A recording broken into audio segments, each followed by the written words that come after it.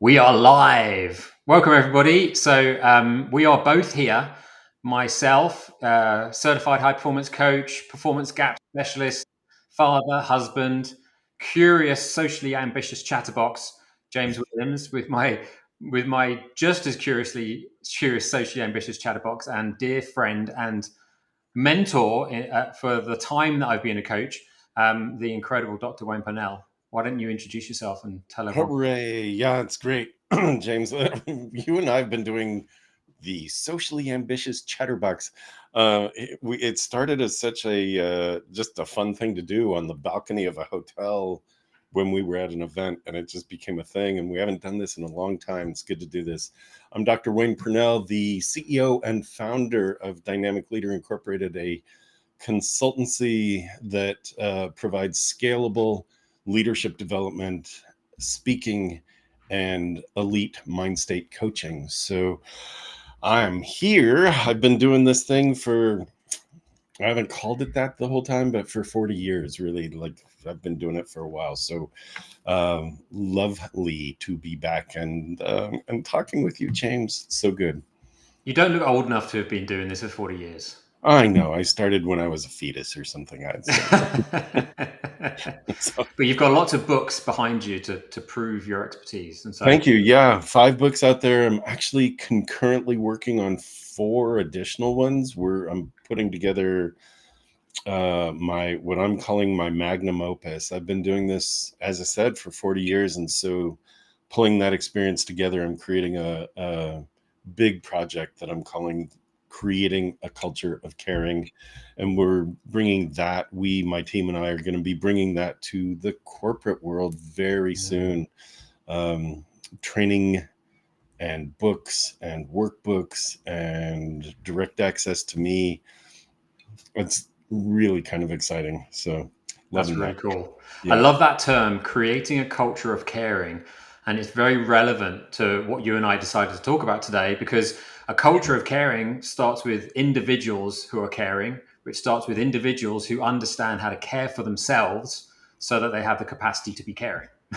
True. And Say leaders, that three times in a very fast. the leader's job then also is to promote a culture that invites that kind of exploration, Mm, and that happens through modeling, right? So, right. and I believe that each of us is a leader. So no matter Mhm. what role you have in your organization, and if this even pertains to you as a solopreneur, right? If you own your own small business, it's the same thing as contributing to a major organization, and that is you need to show up in a way that allows others to believe in you, to trust in you. And that starts with, how do you trust yourself? How do you Right. demonstrate that you trust yourself? Hmm.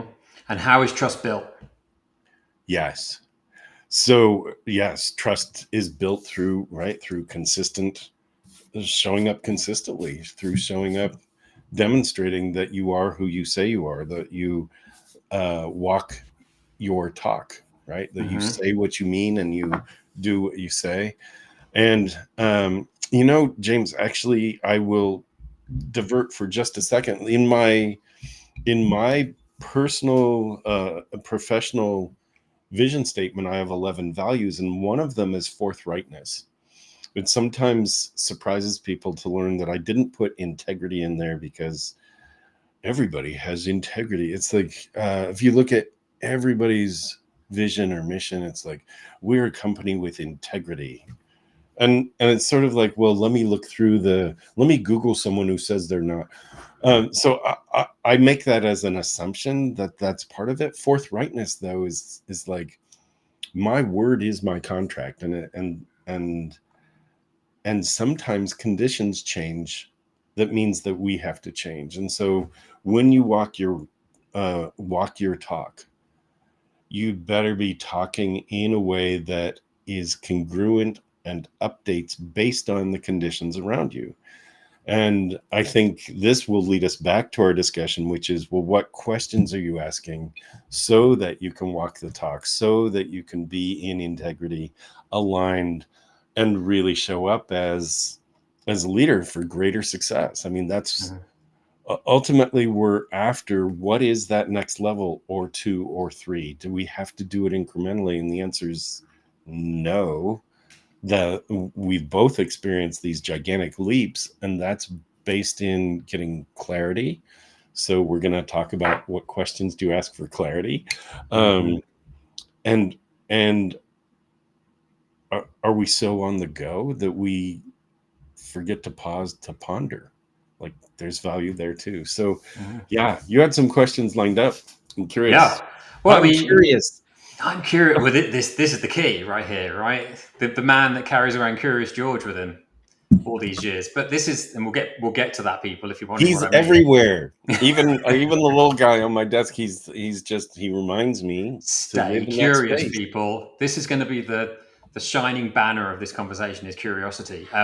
What you were saying about culture and people and curiosity and questions. One thing I've learned, you know, comparatively compared to your short time of working with teams, right? You've obviously been doing it for a long time, and Yeah. I'm sure you found this when when you're coaching people who haven't directly asked to be coached is a different experience.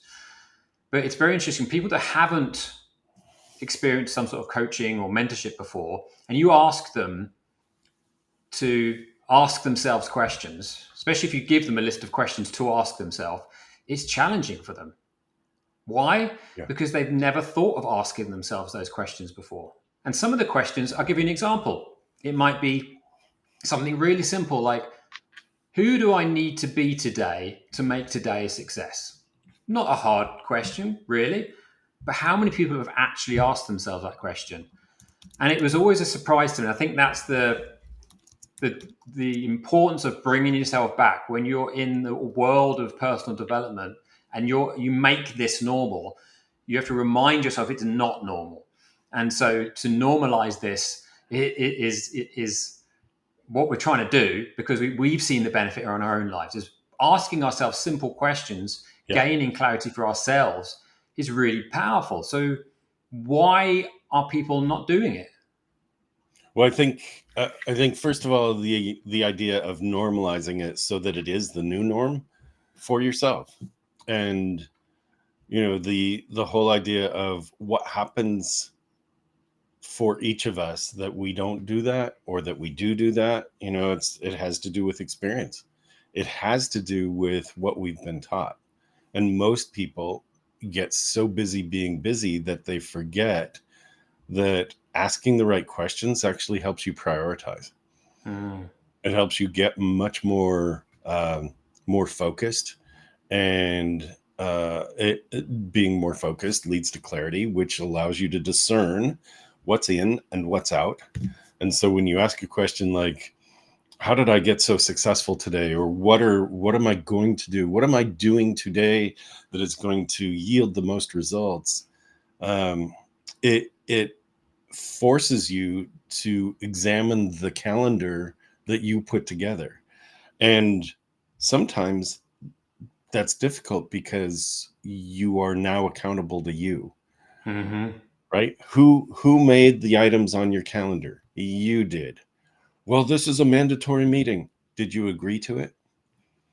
It's on your calendar. You are Right. accountable. You're accountable for what's on your calendar. Oh, it's Yeah. mandatory. Okay. And if you chose to reschedule it or renegotiate it, or show up and request the email version of it, would you be dead? Like, so really, it's the questions are accountable questions. And it Mm, goes back to, do you really want success? Do you really want to level up? And a lot of people, um, when they're honest, feel better being safe than feel good. They like the idea of more. They like the idea of being more, doing more, having more. And yet, when it comes to it, they really love the idea of safety mm. versus doing, being, or having at a greater level. Yeah, and we talked about this before the call. Yeah. Do you think that most people are opting out of curiosity to instead have certainty? Even if the certainty is something that's not ideal, it's familiar. Yeah, I mean, I think what we become certain of is urgency, right? And if you think about it, urgency is really about lack, Mm. right? I don't have enough. I don't have enough. Like that was a big myth back, for the past at least 30 years. Was you've got to have urgency in the corporate arena. It must be urgent. We've got to build this urgency. And so our lifestyle has been built on the cortisol dump. Yeah. And it's like, and James, what do you think would happen if we built our lifestyle on the dopamine dump instead? Yeah, well, that's a great question. Even if you look at this from a biological perspective and not a psychological perspective, which to be honest with you is all the same thing, really, when you get down to it. We know what happens to the body when it's full of cortisol. Not that cortisol is bad; it has a function, right? But what happens to the body when it's constantly pumped full of cortisol? What Yeah. happens to the nervous system when it's constantly, in fight or flight? What happens? Well, you're certainly not as effective. Your brain's not going to work as creatively as it could, and so really, you're like you're like an engine that's burning a lot of fuel and not going very far and not very fast. And you think you're working hard. And now you're measuring your success by your sweat, not your results. Yeah. So what happens when it's the other way around and you're happy and you've got dopamine and it's you're creative and you're light and now you are asking questions and you're figuring out what's important and what's not and it's got a smile on your face and you get home and your relationships are great. What happens? Well, I'll ask you. What Yeah. happens? Yeah. I mean, I think that's a beautiful thing. I want to back up just a second for something you said, which I think most people take for granted, and it's sort of thrown in there as, well, of course I'm working hard. And a question I would have for each of us is, do we believe that working hard is the way to get the payoff for Mm. success? Right? That's an old story. And so Mhm. one of the key questions is, what's the truth in this? What's the truth in anything we do during the day? I got to work hard. I've got to run through my task list. I've got to. Um and that, I think, is the root cause of busyness versus productivity. Mhm. I'm Mhm. busy working hard. I'm busy working hard. And it, I guess the truth, if you ask yourself what's the truth in this, you would ask another question, which is, what might be a slightly better way of doing this? Right. That's a So, really good question. perspective is huge. It is the thing. One of the things that I talk about when we're looking at coaching with clients, and I'm sure you bring it up in your own way as well, which I'm I bring up the idea that perspective is a matter of, you can't ask a fish what water is like because the fish doesn't have any perspective of anything other than being in the water. Um, you need an eagle's eye view. And so I think what we're doing here is encouraging our audience members, as you do this, what would an eagle see if that eagle had their eye on your life right now? Mm. you know what would happen? What would someone outside of yourself see if they were to examine how you spent your day? That's big, right? It is big. Yeah. I Yeah. wonder if how many people are even conscious of what that looks like. What does my day actually look like? Let's talk about how you begin your day. Yeah. So, like, I have two things I do. I'm curious because you and I actually haven't talked about this one. How do Mm. you begin your day? How do you start? Well, one of the things we're talking about is really intentionality, right? If I'm going to ask great questions, that means my intention is to be intentional. And I don't want to waste energy. I don't want to waste time. And we'll get to the topic of time. And so, my day really starts with, I have a daughter now, right? Who's 2 years old, and I've always been big advocate of, if I want to be a good person to others, then that means I've got to put time into me first. If I'm going to be a good father, I've got to put time into me first. And so my daughter is an early riser, like everyone in our house. So my decision was to wake up earlier. So this isn't always perfect, people, because life isn't on a schedule. But I plan to get up an hour before anyone else, so I can get my brain and my body in a place where it's ready for whatever. Right. My intention before having Charlotte, my daughter, was being prepared to be unprepared. It's kind of my motto for life: be prepared to be unprepared, and then I'll feel prepared. It's awesome.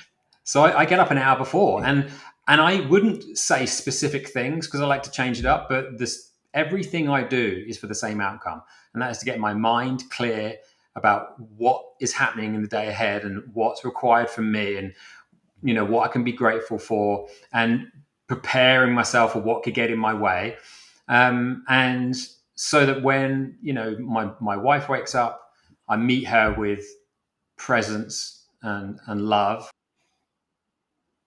Yeah. And when my daughter wakes up, I'm ready for the excitement. Simple. Sometimes that's different because every day is different. Some days are busier than others.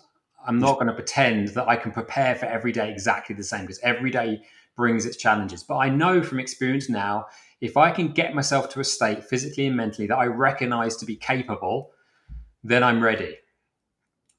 That's great. How about you? Yeah. So every day is different. And that's where the whole myth about work-life balance gets shattered, right?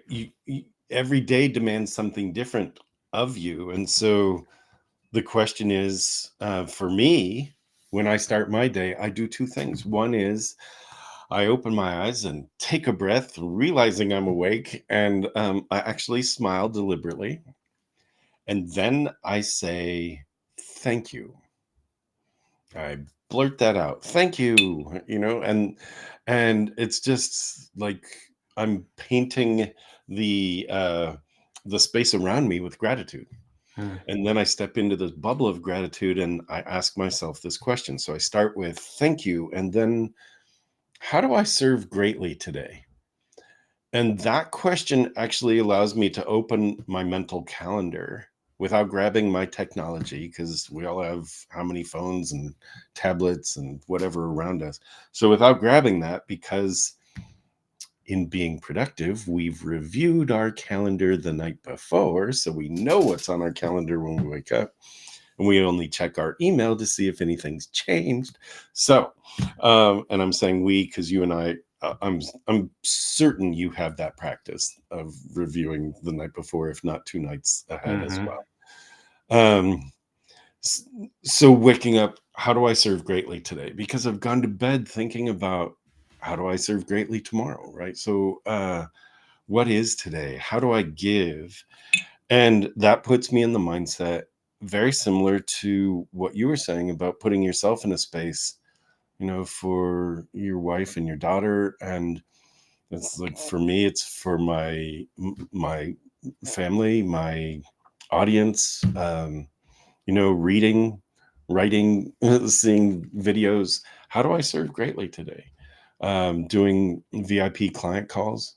I mean, being in a space of I'm here to serve is so different than what do I have to do? What do I have to do?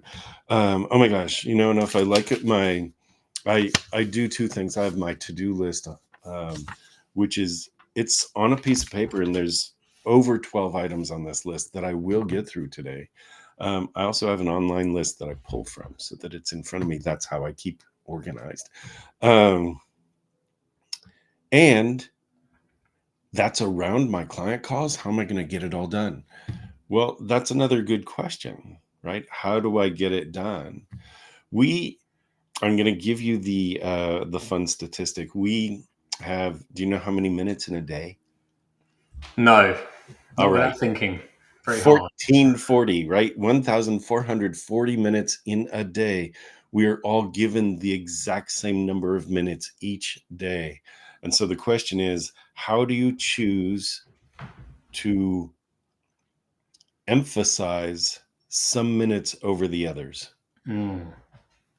right? And that's really the question for when I wake up, like, how do I serve greatly? It's like, well, okay, sometimes it's for putting content together or doing some research.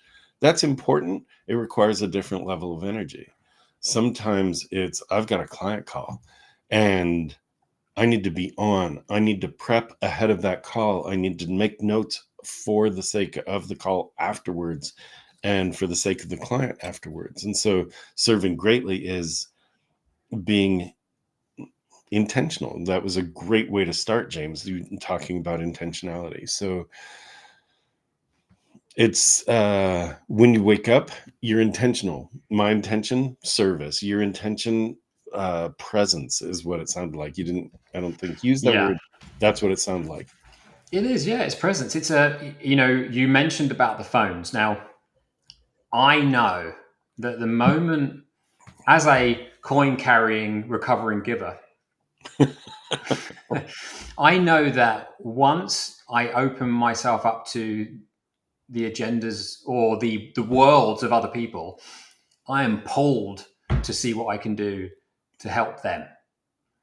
Which is why, and whether it's my wife or whether it's someone on an email list or whether it's someone who's asked me a question somewhere else, I want to move into that.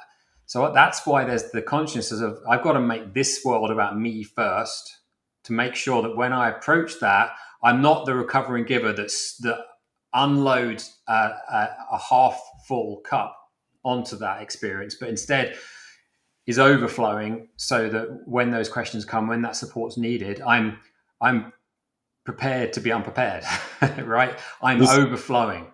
yes. So this is great because the dynamic, it is a triad of rescuer, victim, perpetrator. And this comes from a great book, and I can't remember the title of it. uh, it's it is a triad that is described, and the way out is exactly what you just said. It is, how do you get flexible? How do you stay flexible? The way out of being in this perpetual rescue. This person needs me. That person needs me. Oh, this needs to be done. I need to, they need to. And to get out of that, you withdraw a little bit and become the creator.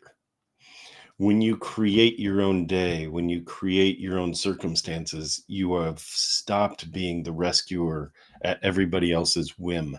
You're back in control of your own calendar. You're back in control of your life. And, you know, you and I, James, we both have, in our coaching, we look at and we help our clients look at, how do you get to this next level? And have you even thought, dear client, have you even thought about what the next level is? Or are you so busy burning your 1,440 minutes every day that you've forgotten that you could actually be living a different life in all 1,440 minutes of today? Mm-hmm. Yeah, that's such a beautiful reminder. I've certainly, I think I had this conversation with Emily the other day. When you think about a day, like we were at Disney with Charlotte and the family, right, recently. Yeah. Think about how much was in one of those days.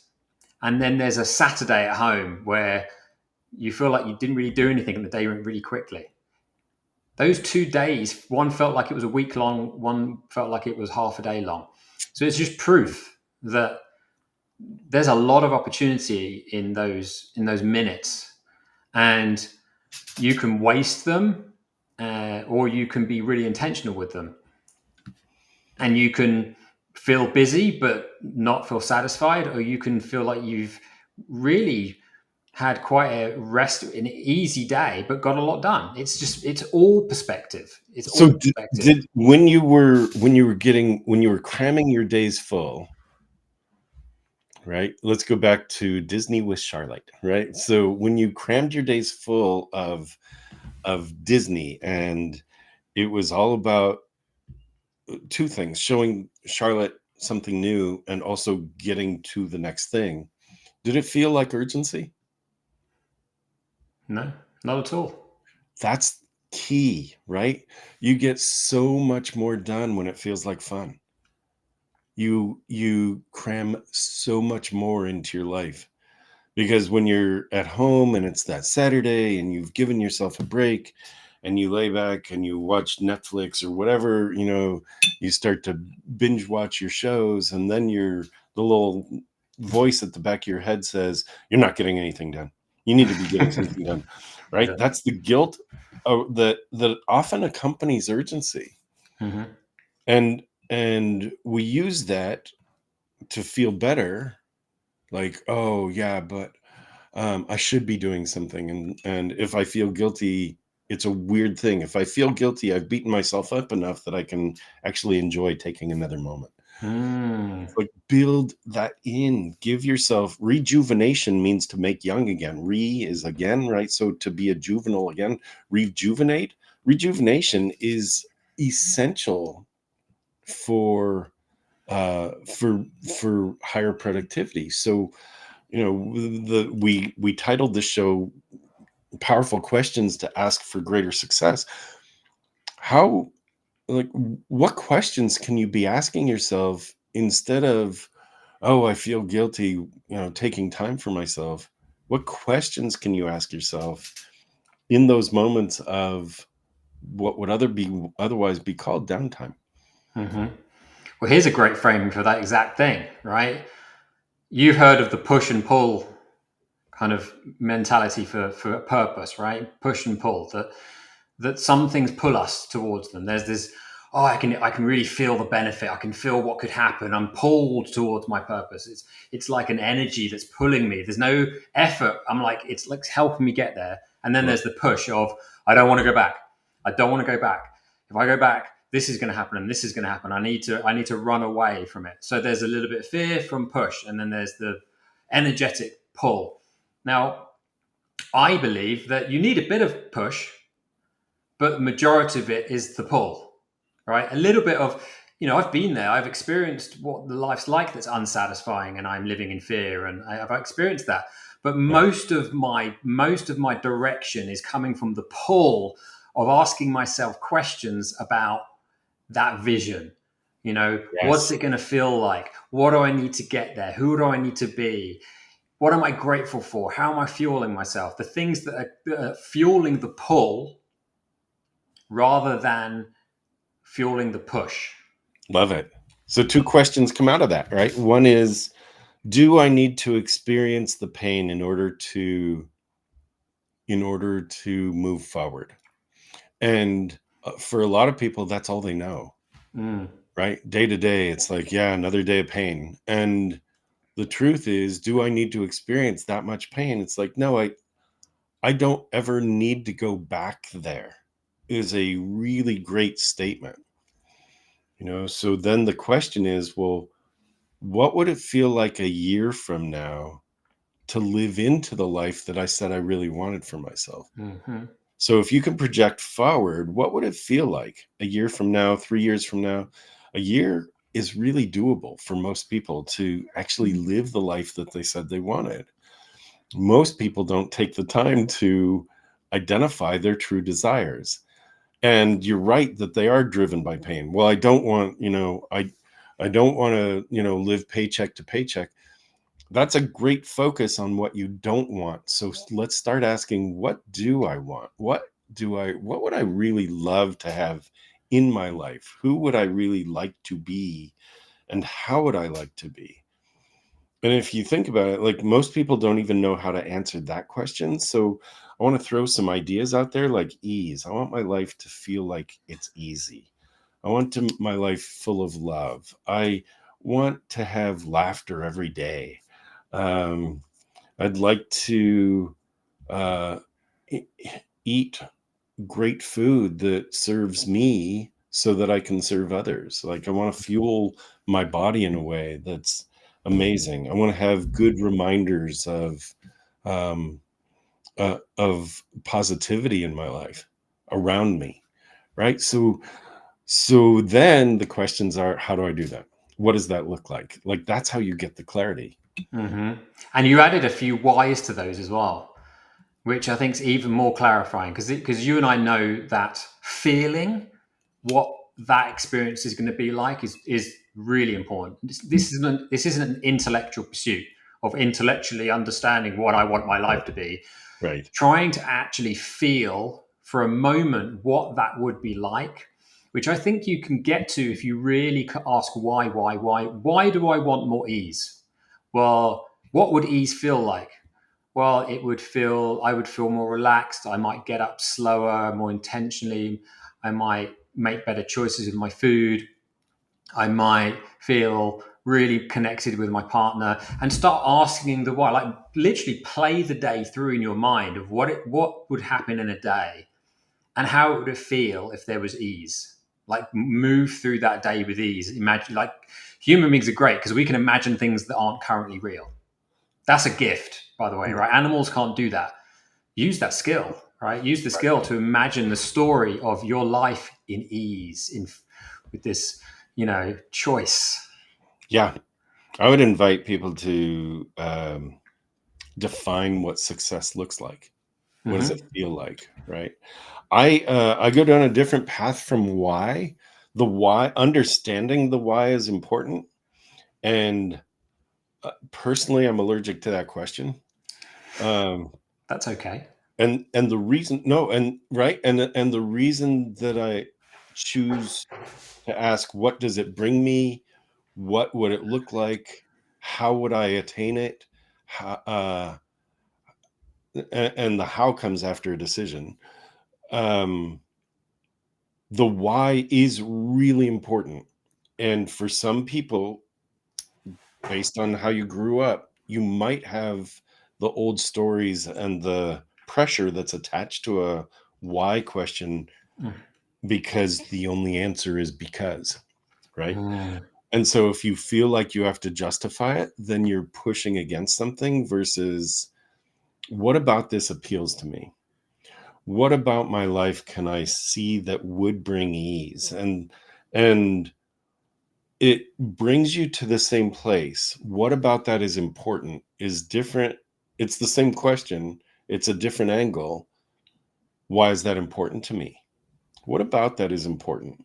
And and I think both questions have a place. Like I'm personally allergic to the why question based on old history, which I'm willing to let go of and have let go of, and still as a tool, I'm prompted to ask what or how questions. It's funny because in my first book on choosing your power, I think it came out right around the same time that you know Simon Sinek I'm saying, started yeah. doing his thing.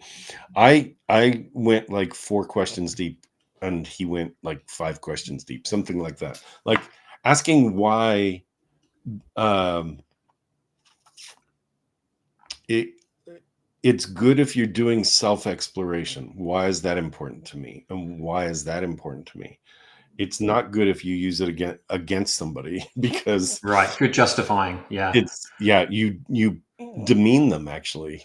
And Hmm. if you ask it, I guess the whole ramble here for you is that just be careful, right? If you Hmm. use a for if it, like, to our audience is if you feel pressure from asking yourself a why question, shift to a what question. What about this appeals to me, right? It is important to know the why. It is important to know what's at the core. And the whole thing about power of questions is start to ask ones that actually prompt you, right? Hmm. What we're learning here is beautiful, and that is that it's not a one size fits all, right? Exactly. Yeah. Words are very powerful and have different meanings to different people. And so, we're not telling you one strategy or one way. And in fact, me and Wayne have different emotions from a word, right? And so that's really important that the crux is get to know yourself and the questions that feel intuitively uplifting, that you feel the pull from. The way that Wayne has cultivated language for himself that works for him. There's no one rule. You get to design the way that you coach yourself, we're just, advocates for starting to be curious, and trying to find out what it is you really want, not based on what you think you can have today, now, here, but what deep down inside really would light you up and make you feel like you could show up as the best version of yourself for you and for everyone around you. So good. And that's your own journey. So powerful, James. True. Really true. Let's talk about curiosity for a bit. I know that you had some ideas about that. So I'm curious. Mm. I'm curious what you wanted to talk about in terms of curiosity. Well, we've touched on time, a few things, right? That I'm busy and productive, hustle, hustle, hustle, this whole thing. So it brings me to the idea of time, and that, is being curious, is asking questions, one of those things that feels to some like, now I've got to spend time exploring a deep question. I don't have time for that. And it's one of those things that if you spend time doing it, you're going to get more time back. A bit like meditation. What do they say? If you say you don't have time to meditate, meditate more. And so let's play with the idea of why I believe, and I will ask you what you believe, Wayne, that when you spend time exploring the questions about yourself, you get time back. Yep. So what happens is you become more productive. So it's kind of like you need to take time to tune up your car in order for your car to run more efficiently, effectively. Right. And it's like, well, I don't have time to take it to the shop. It's like, well, at some point you're gonna blow your lifters, your gaskets are gonna go. Like at some point it's gonna get so sludgy that you can't do anything. And so the same is true with your life. I think it's a great analogy. If you do not invest in yourself with great food, with proper, I mean, every one of our audience members knows the basics of the shoulds. You should be exercising, you should be eating well. What most people don't do, from my perspective, and I think you've seen it as well, they get to the place of pain, it's like it's not working anymore. And that is because they're not putting time into reflection, right? You do that in the early morning hours. I found the same. For whatever reason, especially in this last week, for whatever reason, I'm up like 2 hours before I've normally been up, and it's quiet, it's dark, and it's a great time to reflect on and become a little more intentional. Yeah, curiosity is a big deal. Like curiosity keeps you out of judgment. So when we talk about curiosity in a second, we'll dive deeper into that. Right now, the idea of investing time in yourself to become a little more productive, to become actually the person you want to be. It could be you don't want to be productive at all. Awesome. If that's how you define success, fantastic. Get really intentional about that. And you do that by investing in yourself and finding time, actually creating or holding time, since we're all, as I say, making the time. This is a big one. I have some team members that struggle to make the time for 10 minutes in the morning and 10 minutes in the evening to fill out some questions. yeah, And, to my best guess is that they don't yet feel the benefit. They don't yet feel why that's important, and, feel that that's going to be helpful. It's just in the way. It's like, I don't have the time. What do you think is the secret to someone who's listening, who's like, I get it, I can imagine that asking those questions is going to reveal some stuff, I get it, I just don't have time. I'll do it later. I'll figure out a new schedule some other time, and I'm going to borrow time from tomorrow, which is an expensive loan, by the way. What do you say to someone who they're listening and they're like, okay, ask himself wonderful questions, being more intentional in the morning, but. Um, I think what stops most people is that they think they have to do it all right and all at once. Yeah. Right. And so, like anything, years ago, I was training for half marathons. I ran 3. I didn't start a half marathon is 13.2 miles. I didn't start, or 13.1. I didn't start by running 13 miles. Right. You start by running a mile, and then 2, and then 4. And so, in the morning, spend a minute with yourself. What's my intention for today? Just write it down. What's my intention for today? How do I serve greatly today? Who is it I want to affect today? How is it I want to be more effective today? What can I bring to others? Like, these are the questions that you start to ask and to bring yourself to an awareness that allows you to make different choices during the day. Mm-hmm.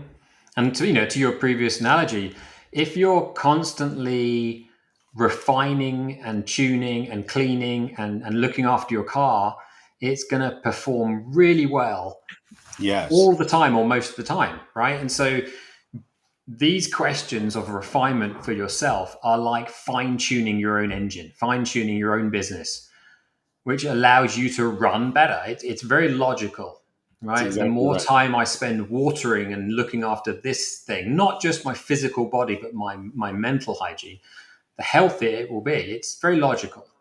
If I ignore it, it's not going to grow. In fact, it may even detract, it may even shrink, it may even start to deteriorate. We have to look after everything that's important, that is part of the function of this business. That's exactly right. You have this body and mental capacity, right? So how are you fueling it? What are you giving to it? What are you doing for yourself? I think all of that is important. As a martial artist, I used to ask one question, and I bring this to my leadership. What's available to me now? Mm-hmm. And I think that's a huge question. What's available to me now? Because every moment now is different than now, right? And you could, with that, you ask, you force yourself or encourage yourself to a new awareness. What's available to me now and now and now? That's great. That's really great. And again, really great questions that get you to check in. Because if you ask yourself that question and then you don't like the answer, there's a bit of a push. Exactly, Right? right? There's a little bit of a push. Hence why the push isn't always bad, right? I see it as the push is tinder and the pull is coal, right? We keep the coal burning. We're gonna be lasting a long time. The tinder burns out, right? I Just enough to get us going. I'm personally a huge fan of what is pulling me, because that Mm, that's like, what whispers have I not been listening to along the way? mm, What have mm, I been missing? You know, where could I be focusing differently? What have I set aside that I said I really wanted for myself that I haven't really pursued? And I think that's so important. The whole idea of I said I really wanted to take more walks, or I said I really wanted to barbecue more this summer, or I wanted to visit XYZ wherever it is, right? Um, is it on your calendar? Are you working towards it? Are you building the skills? If you said you wanted to visit a foreign country, are you, are you, did you put the date on your calendar? You don't have to have bought the ticket yet. Did you start learning the language? Is it, what are you doing for yourself that gets you to that place? mm-hmm. Did you research the hotels? Did you just find out how much it would be? It's it's all the things that start again. It's like building the vision. If it's a trip, by looking at all the details of that trip, you're starting to build the vision of that trip, which That's so starts to right. pull you, right? So we could Exactly use right. the same plan for our life, right? I would, if there's something you want your life to be like, visioning for that is starting to look at having the courage to look at the details, right? Play the days through in your mind as if it was a film, right? Start to imagine what it would be like. What would the house be? What would the lifestyle be? Where would you be going for lunch? Who would be in your life? Start building that picture, and suddenly it becomes a bit exciting and attractive. And maybe, just maybe, you might get excited enough to make stuff happen. I love that, James. What you did there was to ask very specific questions, right? And that's where I think most people also go wrong. Like, at least, the people that we coach are like, yeah, I want a better life. Awesome. What's better like? What does that look like? Well, I want more money. Awesome. So if you parked your car in a parking lot and you opened your door and you looked down and there was a penny on the ground, you have more money now. Ta-da! Good. You manifested the life you want. Right. It's Mhm. like, well, that's not what I was saying. It's like, it is exactly what you were saying. Yeah, the brain loves specificity, right? The Right? brain just takes it doesn't know. Some people might say universe, some people might say God, some people might say your mind. Ultimately, you get what you ask for, and the world is the way you believe it is. And if That you're is not specific, that is a truth that is going to take us like 2, 3, 4 days to discuss. And yeah, maybe we save that for the next one. and it's Yeah. and it's absolutely right. The Mm. world is like you created the current circumstances. Not that, like, bad things happen to people, and that's the biggest first pushback. Well, what about the bad things that happen? They happen. They happen, and you didn't cause that. You get to choose, though, even in the face of terrible tragedy, and the flip side of that, in the face of great success, you get to choose what you do with that. Hmm. Right? There are people that win the lottery, and within a few years they're broke again. Why? Because they didn't um, they didn't have a vision for what that looked like for themselves. Hmm. Right? There, it's like, well, I want to create this as a perpetual thing. Awesome. So who do you need to be? It gets back to that, right? Yeah, who do you need to Yep. be? And the filter, you're talking about the filter. It's a perspective again, isn't it? It's if if one person's really upset because it's raining and another person's really happy that it's raining, is the Exactly. rain wrong or is the rain right? Yeah. Yeah. you know, you get to choose how you see it. Now, if you're like, well, I see it as I see it. Okay, is can you understand? Let's ask a question. Why would someone see it differently? Oh, well, maybe they think about why the rain helps us. Why does the rain help us? Well, it makes the grass nice and green, and it's refreshing, and it makes me feel cozy inside, and all these other things, right? Asking questions, even if it's to understand other people's perspectives, I feel like it just opens up our perspective of other ways of thinking that we, if we want to, can explore, right? And run around into and ask, is my perspective actually my own? That's a big one, because yeah, I don't think we ask that enough. Is my perspective my own? And most people, when they first hear that question, are like, what do you mean? Of course it's my own. It's my perspective.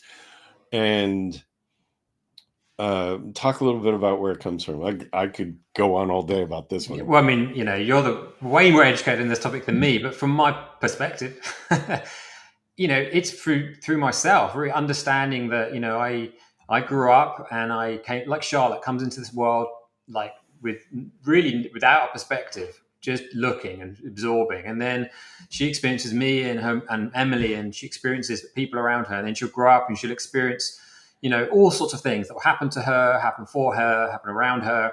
And she'll build up a lens, a filter that she will look at the world through. Some of that she will do to fit in.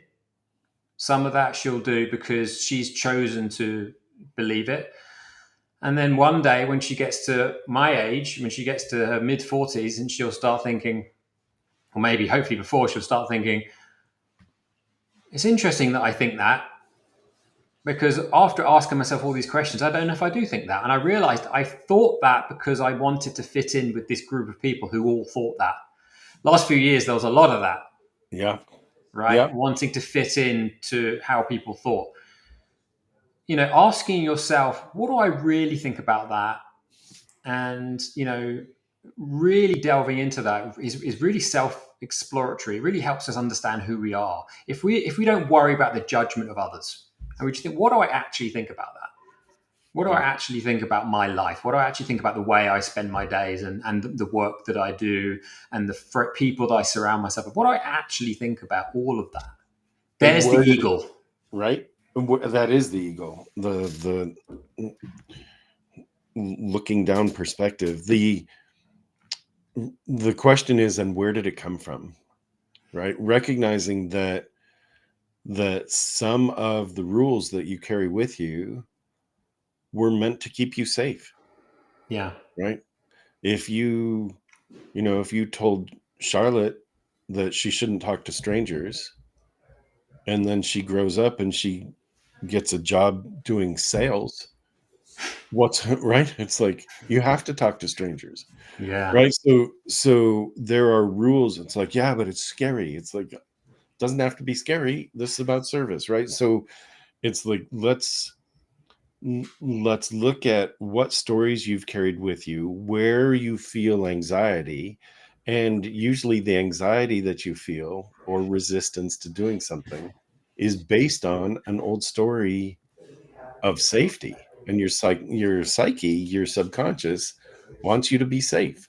Hmm. And so the conscious you needs to go, well, it is safe. As an adult, it's safe now to make different choices, Hmm.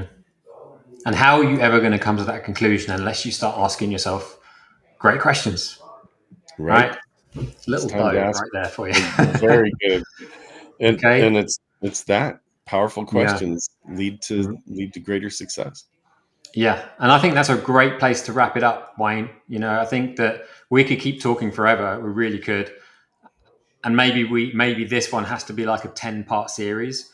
Awesome. But it, really the encouragement for me, and I'll ask you, to share yours. The encouragement is to really allow yourself the gift of making time to just be with yourself and ask yourself great questions about your own perspective. Absolutely. Perfect. Yeah.